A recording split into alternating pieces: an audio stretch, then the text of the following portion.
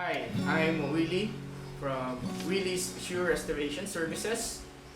We specialize in work boots, work shoes customization and restoration. We use high quality materials from overseas, and currently we're operating with our branch in Mandaluyong. Our shop opened on June 28, 2020, but this business is built out of passion. So nung kabataan ko, I used to clean my father's shoes. So he has a shoe collection na hindi naman mamahalin, but they're all leather. So that's where my interest began.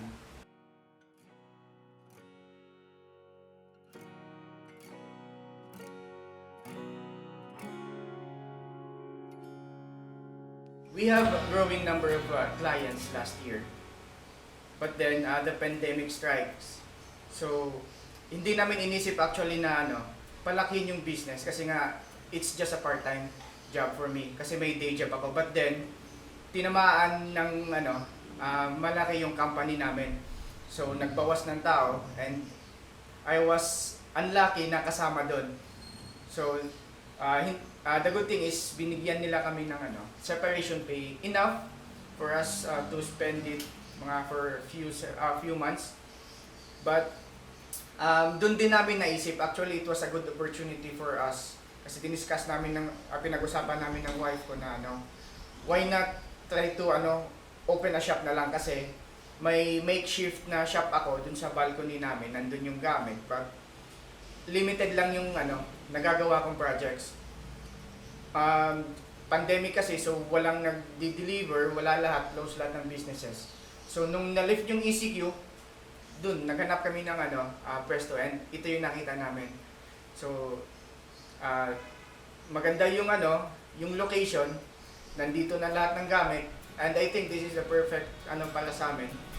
So there, dun nagsimula yung yung Willie's Leathers Shoe Restoration Services.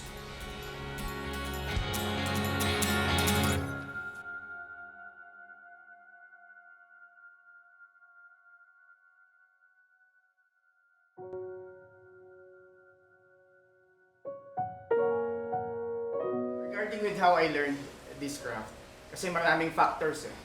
So, yung isang factor dyan is I started from scratch. So, from the ground up, yun nga, yung nagsimula akong bumili ng mga ukay, bumili ng used shoes for restoration. And with the shoe repairs, ibang level na rin yun. So, I seek help from cobblers in the US, like si Steve Daudakin ng Vidos, also from Northern Republic, and then si Ger Wishman ng Netherlands, and also si Lin ng Dr. Soul, Taiwan. So I constantly communicate with them kung paano gawin to, or anong tools yung kailangan, or anong materials. And also locally, may friend akong may malawak yung kaalaman sa sa heritage and shoemaking, si Mif. So sila yung mga naging tanungan ko dito. Kinokulit ko yun lahat, and then dun kami naka-create ng ng mga shoes na at par with the shoes na pinopost nila online or abroad. May nakuha din akong tao. He was from Mr. Quickie before na natanggalan ng work. So kinuha ko siya dito as backup kasi nga dumadami na yung nagpapagawa. So hindi ko naman kaya mag-isa. So ngayon, dalawa kaming gumagawa, and ako din yung parang nagtitrain sa kanya kung ano yung proper way of doing. yung mga traditional way of resoling, mga resizing, mga ganong jobs. So maganda yung namin kasi he has the experience, I have my own experience ng heritage.